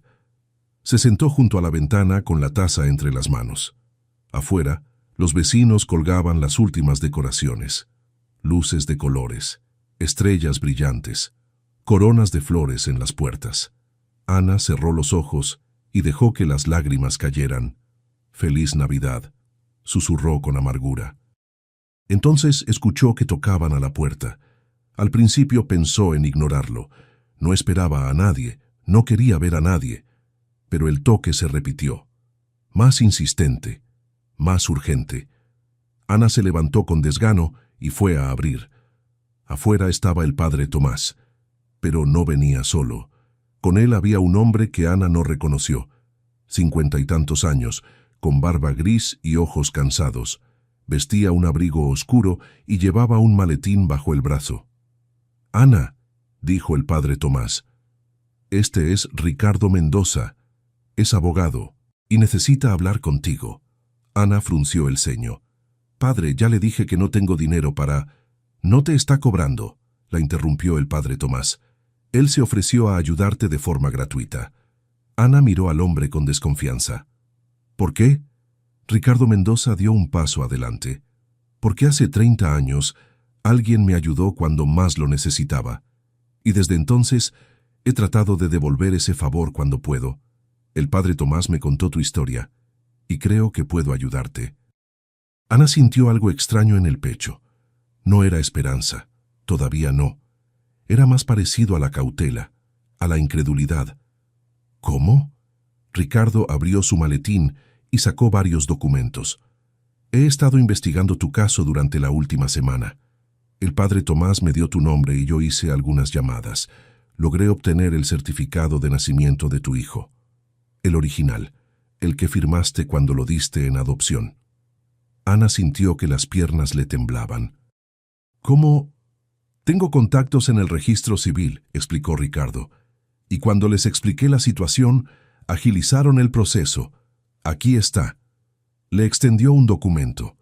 Ana lo tomó con manos temblorosas, y ahí estaba, el certificado de nacimiento de su hijo, fechado el 23 de diciembre de 1999, con su nombre como madre, y una anotación que decía, entregado en adopción el 24 de diciembre de 1999. Ana sintió que el mundo daba vueltas. Pero esto no prueba que Mateo sea mi nieto, solo prueba que tuve un hijo. Ricardo asintió. Correcto. Por eso necesitamos algo más. Necesitamos el certificado de nacimiento de Mateo, y para eso necesitamos saber el nombre completo de tu hijo, el nombre que le dieron sus padres adoptivos. Ana lo miró sin entender. No lo sé. Nunca supe quién lo adoptó. Nunca me dijeron. Pero yo sí lo sé, dijo Ricardo, sacando otro documento. Investigué los registros de adopción de esa fecha. Solo hubo una adopción de un varón nacido el 23 de diciembre de 1999 en ese hospital, y lo adoptaron Laura y Miguel Torres. Ana sintió que el corazón se le detenía. ¿Torres? Sí, y le pusieron por nombre Daniel. Daniel Torres. Las lágrimas comenzaron a caer sin que Ana pudiera detenerlas. Daniel, susurró. Se llamaba Daniel. Ricardo le dio un momento. Luego continuó. Daniel Torres murió hace 3 meses, y antes de morir, registró el nacimiento de su hijo, Mateo Daniel Torres, nacido hace 9 años, madre desconocida, padre Daniel Torres. Ana se cubrió la boca con la mano. Entonces tenemos una línea directa, dijo Ricardo, de ti a Daniel, de Daniel a Mateo, con documentos, con pruebas, con todo lo que necesitamos para demostrar que eres la abuela biológica. Ana sintió que las rodillas le fallaban. El padre Tomás la sostuvo antes de que cayera. ¿Eso significa que puedo recuperarlo?, preguntó con voz quebrada. Ricardo asintió. Sí, pero hay un problema. Ana sintió que el estómago se le contraía. ¿Cuál? El Tribunal de Familia está cerrado hasta después de Año Nuevo. No podemos presentar la solicitud oficial hasta el 2 de enero. Ana cerró los ojos. 2 semanas más. 2 semanas en las que Mateo seguiría en ese lugar. 2 semanas en las que estaría solo, sin familia, sin hogar. Pero, continuó Ricardo, hay algo que podemos hacer. Ana abrió los ojos. ¿Qué? Podemos solicitar una custodia temporal de emergencia. Es un proceso más rápido. Menos formal. Si logramos convencer al juez de guardia de que hay un parentesco biológico verificable y que el niño está mejor contigo que en la casa hogar, puede autorizarla hoy mismo. Ana sintió que el corazón le daba un vuelco. ¿Hoy? ¿En Nochebuena? Hay un juez de guardia. Siempre hay uno en días festivos para casos de emergencia, y creo que podemos argumentar que esto es una emergencia. Ana miró al padre Tomás, luego a Ricardo, y luego los documentos que sostenía en sus manos. ¿De verdad creen que funcione? Ricardo se encogió de hombros. No lo sé, pero es nuestra mejor oportunidad. Ana respiró profundo. Luego asintió. Entonces hagámoslo. El juzgado estaba casi vacío. Solo había un guardia de seguridad, una secretaria que parecía profundamente molesta por tener que trabajar en Nochebuena, y el juez de guardia. Se llamaba Alberto Reyes. Era un hombre de unos 60 años, de cabello completamente blanco y expresión severa. Los recibió en su despacho con un café en la mano y una mirada que dejaba claro que no estaba de humor para perder el tiempo. «Tienen 5 minutos», dijo. «Explíquenme por qué debería autorizar una custodia temporal en Nochebuena». Ricardo presentó los documentos: el certificado de nacimiento de Ana, el certificado de Daniel, el certificado de Mateo, la carta que Ana había escrito hace 25 años y una declaración jurada de Ana explicando toda la historia. El juez Reyes revisó cada documento con cuidado. No dijo nada durante varios minutos, solo leía y de vez en cuando levantaba la vista para mirar a Ana. Finalmente dejó los papeles sobre el escritorio. «Señora Moreno», dijo, «esta historia es extraordinaria». Ana asintió. «Lo sé, señor juez, y entiendo que es difícil de creer, pero es la verdad». El juez tomó la carta y la leyó de nuevo. Ana vio cómo sus ojos se movían sobre las palabras que ella había escrito hace 25 años. Palabras de dolor, de amor, de promesa. Cuando terminó, el juez cerró los ojos y suspiró. «Tengo una pregunta», dijo. «Dígame», respondió Ana. «¿Por qué ahora? ¿Por qué, después de 25 años, decidió buscar a su hijo?» Ana sintió un nudo en la garganta. «No lo busqué, señor juez.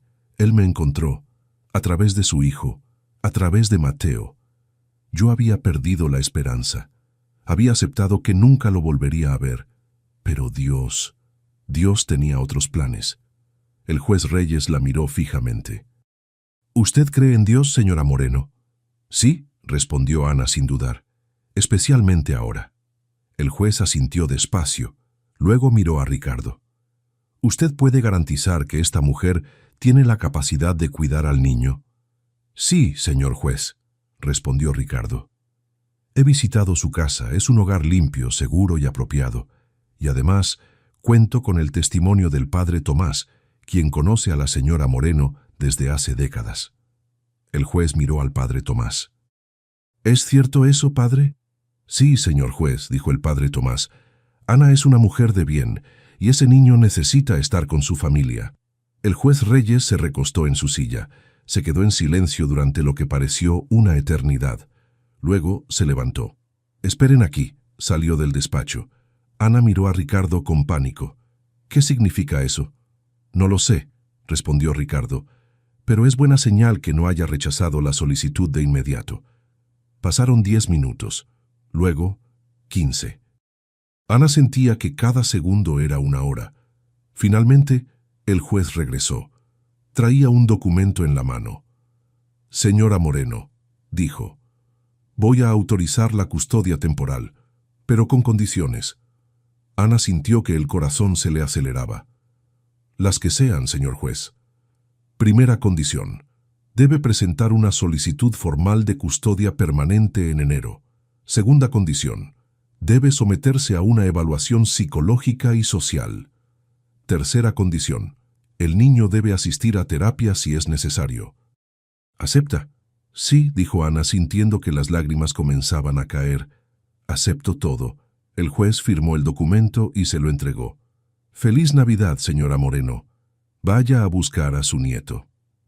Ana, Ricardo y el padre Tomás llegaron a la casa Hogar San Francisco a las 5 de la tarde. El sol ya estaba bajando. Las luces de Navidad comenzaban a encenderse en toda la ciudad.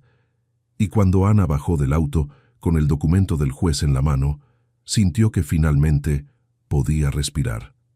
Entraron al edificio.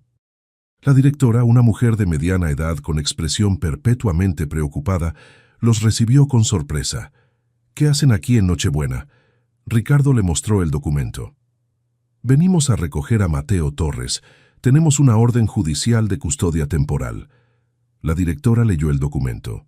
Luego miró a Ana. «¿Usted es la abuela?» «Sí», respondió Ana. La directora suspiró. «Ese niño no ha dejado de preguntar por usted desde que llegó». Ana sintió que algo se rompía dentro de su pecho. «¿Puedo verlo?» La directora asintió. «Esperen aquí». Salió del despacho. Ana esperó con el corazón latiendo tan fuerte que podía escucharlo en sus oídos. Y entonces la puerta se abrió, y ahí estaba Mateo. El niño se quedó congelado en el umbral. Miró a Ana, luego al padre Tomás, luego a Ricardo, y luego de nuevo a Ana. ¿Es real?, preguntó con voz temblorosa. Ana asintió, incapaz de hablar. Mateo corrió tan rápido como sus piernas pequeñas se lo permitieron.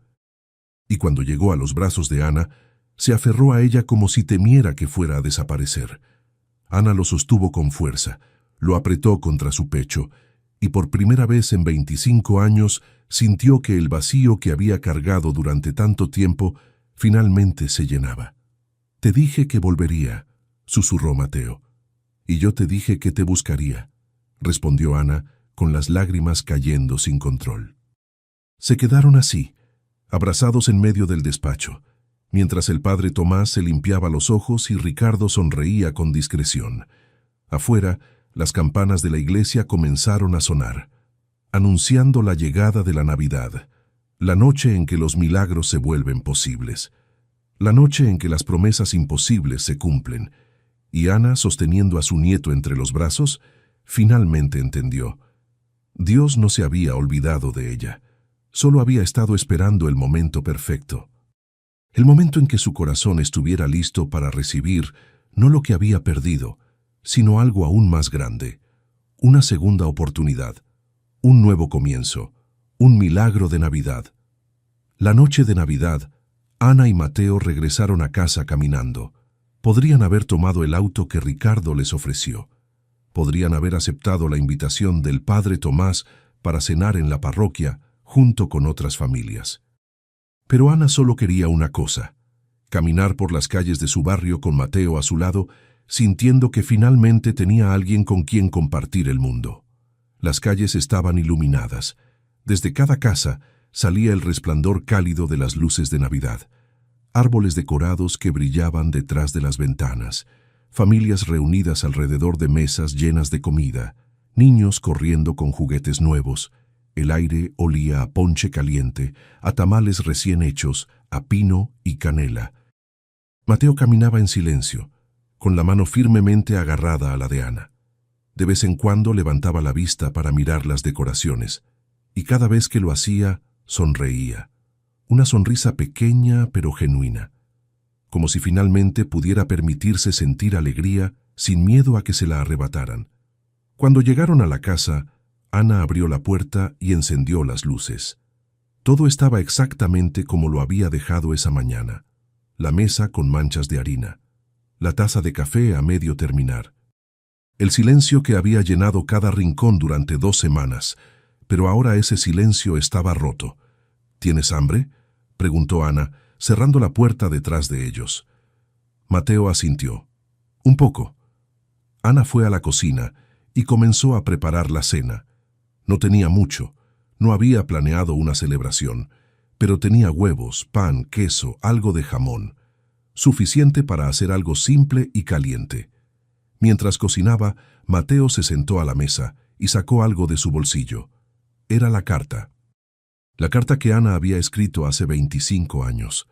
El papel estaba más arrugado ahora, más desgastado, pero seguía ahí, intacto en lo esencial. ¿Puedo preguntarte algo?, dijo Mateo de repente. Ana se giró desde la estufa. Claro. ¿De verdad creíste que ibas a volver a ver a mi papá? Ana se quedó quieta. La pregunta era simple, pero la respuesta no lo era. Al principio sí, dijo finalmente. Durante años, cada Navidad encendía una vela y rezaba para que nos reencontráramos. Pero con el tiempo, dejé de creer, dejé de esperar, me convencí de que era imposible. Mateo bajó la mirada hacia la carta. Pero escribiste que Dios cumpliría la promesa. Sí, dijo Ana, lo escribí, pero escribir algo y creerlo son cosas diferentes. Mateo levantó la vista. ¿Y ahora? ¿Ahora sí crees? Ana apagó la estufa y se acercó a la mesa. Se sentó frente a Mateo y lo miró directamente a los ojos. Ahora sé que Dios cumple sus promesas, solo que no siempre de la forma en que esperamos. Yo creí que la promesa era volver a ver a mi hijo, pero la promesa real era que el amor no se perdería, que encontraría su camino de regreso, y lo hizo, a través de ti. Mateo parpadeó rápidamente, luchando contra las lágrimas. Mi papá me dijo algo antes de morir. ¿Qué te dijo? Me dijo que él nunca conoció a su mamá, que lo adoptaron cuando era bebé y que nunca supo quién era ella, pero me dijo que no estaba enojado, que creía que ella había hecho lo mejor que pudo, y que si algún día yo la encontraba, le dijera que él la perdonaba. Ana sintió que el mundo se detenía. Las lágrimas comenzaron a caer sin que pudiera detenerlas. ¿Eso te dijo? Mateo asintió. Sí, y también me dijo que te dijera gracias, por darle la vida, por amarlo aunque fuera desde lejos, por escribir esa carta que él guardó toda su vida como su posesión más valiosa. Ana se cubrió la boca con las manos. Los sollozos salían ahora sin control. No eran sollozos de dolor. Eran sollozos de liberación, de sanación, de un perdón que había esperado 25 años para llegar. Mateo se levantó de la silla y rodeó la mesa. Se paró frente a Ana y la abrazó, y Ana lo sostuvo como si fuera lo único sólido en un mundo que daba vueltas. Gracias, susurró Ana contra el cabello del niño. Gracias por traerme sus palabras, gracias por encontrarme, gracias por existir. Se quedaron así durante largo rato, hasta que las lágrimas se secaron, hasta que el abrazo se aflojó naturalmente, hasta que Ana pudo respirar de nuevo sin sentir que el pecho se le partía. Finalmente se separaron. Ana se limpió el rostro con el dorso de la mano y sonrió. «Vamos a cenar», dijo, «y luego vamos a hacer algo especial». «¿Qué?», preguntó Mateo. «Vamos a decorar la casa. Por primera vez en 25 años vamos a tener una Navidad de verdad». Esa noche, Ana y Mateo decoraron la casa con lo poco que tenían. No había árbol, no había luces sofisticadas. No había regalos envueltos en papel brillante, pero encontraron velas viejas en el armario y las encendieron. Colgaron una guirnalda de papel que Mateo hizo con periódicos y tijeras. Pusieron flores silvestres que cortaron del jardín en un jarrón sobre la mesa. Y cuando terminaron, la casa no parecía la de una revista, no parecía la de las películas, pero parecía un hogar. Se sentaron juntos en el sofá. Ana le leyó a Mateo un libro viejo que había encontrado. Una historia sobre estrellas que guiaban a viajeros perdidos. Mateo escuchaba con atención, recostado contra el hombro de Ana, con los ojos medio cerrados. Cuando terminó la historia, Mateo bostezó. «¿Ana? ¿Sí? ¿Puedo llamarte abuela?» Ana sintió que el corazón se le hinchaba. «Puedes llamarme como quieras, Mateo». El niño pensó por un momento. «Entonces te voy a llamar abuela, porque eso es lo que eres». Ana lo abrazó más fuerte. «Y tú eres mi nieto, y nada ni nadie va a cambiar eso». Mateo asintió ya casi dormido. Ana lo llevó a su habitación, lo ayudó a cambiarse, lo arropó en la cama, y se quedó sentada a su lado, observándolo mientras se quedaba dormido. Cuando finalmente escuchó la respiración profunda y regular del niño, Ana se levantó despacio, pero antes de salir, se inclinó y besó la frente de Mateo. «Bienvenido a casa», susurró. Regresó a la sala. Se sentó junto a la ventana y miró las luces de Navidad que parpadeaban en la distancia. 25 años. 25 años de dolor, de vacío, de culpa, de preguntas sin respuesta, pero también 25 años de preparación, de fortalecimiento, de aprender a sobrevivir sola para que, cuando finalmente llegara el momento, pudiera ser lo suficientemente fuerte como para cuidar a alguien más. Ana sacó la carta del bolsillo de su bata. La había llevado consigo todo el día, como un talismán, como una prueba de que los milagros existen. La desplegó una vez más y leyó las últimas líneas.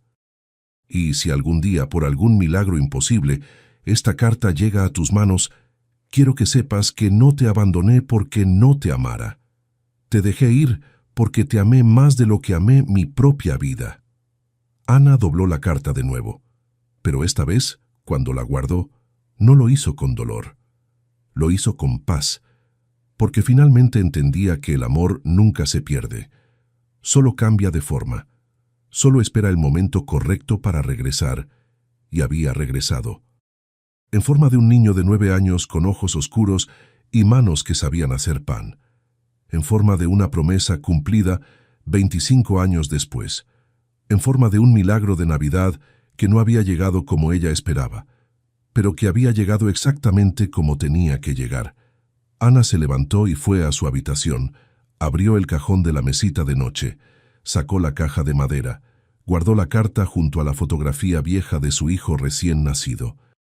Y esta vez, cuando cerró la caja, no lo hizo con la sensación de estar guardando el pasado. Lo hizo con la sensación de estar honrando una historia que finalmente había encontrado su final feliz. A la mañana siguiente, Mateo despertó con el olor a pan recién hecho. Bajó a la cocina y encontró a Ana preparando el desayuno. Pan dulce, chocolate caliente, fruta cortada en trozos pequeños. «Buenos días, abuela», dijo Mateo, todavía con voz somnolienta. Ana se giró y sonrió, una sonrisa completa. Genuina, del tipo que ilumina toda la cara. «Buenos días, mi nieto». Desayunaron juntos, hablaron de cosas simples, de lo que harían ese día, de cómo decorarían mejor la casa, de si valía la pena conseguir un árbol pequeño para el próximo año. Y mientras hablaban, Ana se dio cuenta de algo. Por primera vez en 25 años, no estaba planeando cómo sobrevivir el día. Estaba planeando cómo vivirlo. Esa tarde, el padre Tomás vino a visitarlos. Trajo consigo una caja llena de cosas donadas por la parroquia. Ropa para Mateo, juguetes, libros y un pequeño Belén de cerámica que colocaron sobre la mesa. «La comunidad quiere ayudar», dijo el padre Tomás. «Todos están muy felices de que Mateo esté en casa». Ana sintió una oleada de gratitud. «Gracias, padre, por todo, por creer, por ayudar, por no rendirse». El padre Tomás sonrió. «Yo no hice nada, Ana. Dios hizo todo. Yo solo fui el mensajero». Cuando el padre Tomás se fue, Ana y Mateo colocaron el Belén en el centro de la mesa. Mateo arregló las figuras con cuidado. El niño Jesús en el pesebre, María y José a los lados, los pastores y los animales alrededor. «¿Sabes qué me gusta de esta historia?», preguntó Mateo de repente. «¿Qué?». «Que Jesús también nació sin tener una casa, y que Dios lo cuidó de todas formas». Ana sintió un nudo en la garganta. «Tienes razón. Y Dios también te cuidó a ti». Mateo asintió. «Sí, me trajo aquí, contigo». Ana lo abrazó, y en ese abrazo sellaron algo más profundo que un vínculo familiar. Sellaron una promesa de que sin importar lo que viniera, sin importar los obstáculos que aún quedaran por enfrentar, sin importar las batallas legales o las evaluaciones o los formularios, iban a estar juntos, porque habían sido elegidos el uno para el otro, no por la sangre, no por la ley, sino por algo más grande, por un milagro. Los días que siguieron fueron diferentes.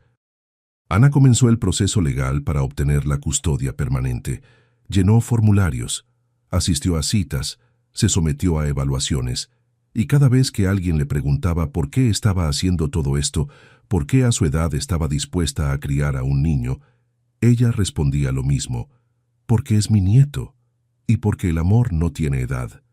Mateo comenzó la escuela en enero. Era tímido al principio, no hablaba mucho con los otros niños, pero poco a poco comenzó a abrirse, a hacer amigos, a participar en clase, y cada tarde cuando regresaba a casa, Ana estaba ahí esperándolo, con la mesa puesta, con la comida caliente, con una sonrisa que ya no tenía que forzar. En las noches, antes de dormir, Ana le leía cuentos a Mateo, o a veces solo hablaban, de la escuela, de sus sueños, de lo que querían hacer cuando fueran mayores. Y a veces, cuando Mateo ya estaba dormido, Ana se quedaba sentada junto a su cama, observándolo. Todavía no podía creer que fuera real. Que ese niño que había aparecido en la plaza con una carta vieja y una promesa imposible, ahora fuera parte de su vida. parte de su familia, parte de su futuro, pero lo era. Y eso era todo lo que importaba. Un año después, en la siguiente Navidad, la casa de Ana estaba completamente transformada. Había un árbol pequeño pero hermoso en la esquina de la sala. Luces de colores colgaban de las ventanas. El olor a pan dulce llenaba cada rincón, y sobre la mesa, junto al Belén, estaba la carta.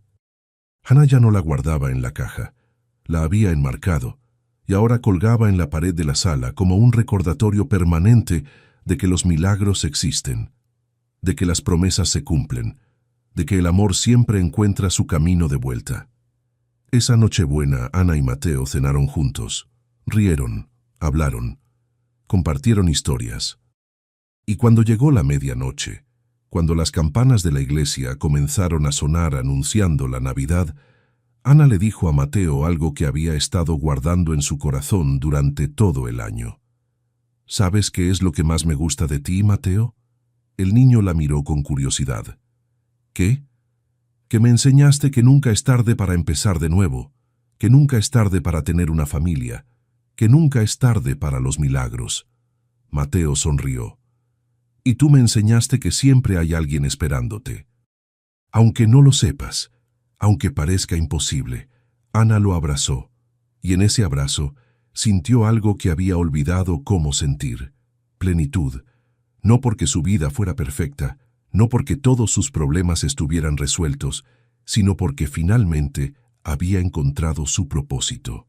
Cuidar a Mateo, amarlo, darle el hogar que su hijo nunca pudo tener, y en ese proceso sanar las heridas que había cargado durante 25 años, porque a veces los milagros no llegan para darnos lo que perdimos. Llegan para darnos algo mejor, algo que no sabíamos que necesitábamos, algo que transforma el dolor en propósito y la pérdida en amor. Si esta historia tocó tu corazón, quiero que sepas algo. Los milagros no siempre llegan cuando los esperamos, no siempre llegan de la forma en que los imaginamos, pero llegan, y cuando lo hacen, cambian todo.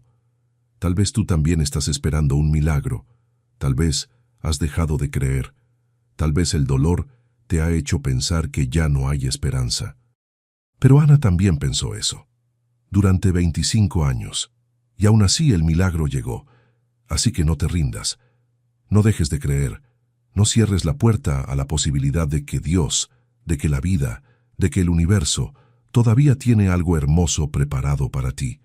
Porque a veces los milagros se esconden detrás del dolor, se esconden detrás de la espera, se esconden detrás de las lágrimas, pero cuando finalmente se revelan, valen cada segundo de sufrimiento. Si esta historia te hizo sentir algo, déjanos tu comentario. Cuéntanos si tú también has vivido un milagro, o si todavía estás esperándolo, porque aquí, en este espacio, celebramos las historias que nos recuerdan que la esperanza nunca muere, que el amor nunca se pierde, y que la Navidad después de todo es el tiempo de los milagros. Gracias por quedarte hasta el final, gracias por creer, y gracias por ser parte de esta comunidad que encuentra luz incluso en las noches más oscuras. Nos vemos en la próxima historia. Hasta entonces, que la paz esté contigo, y que nunca, nunca dejes de creer en los milagros.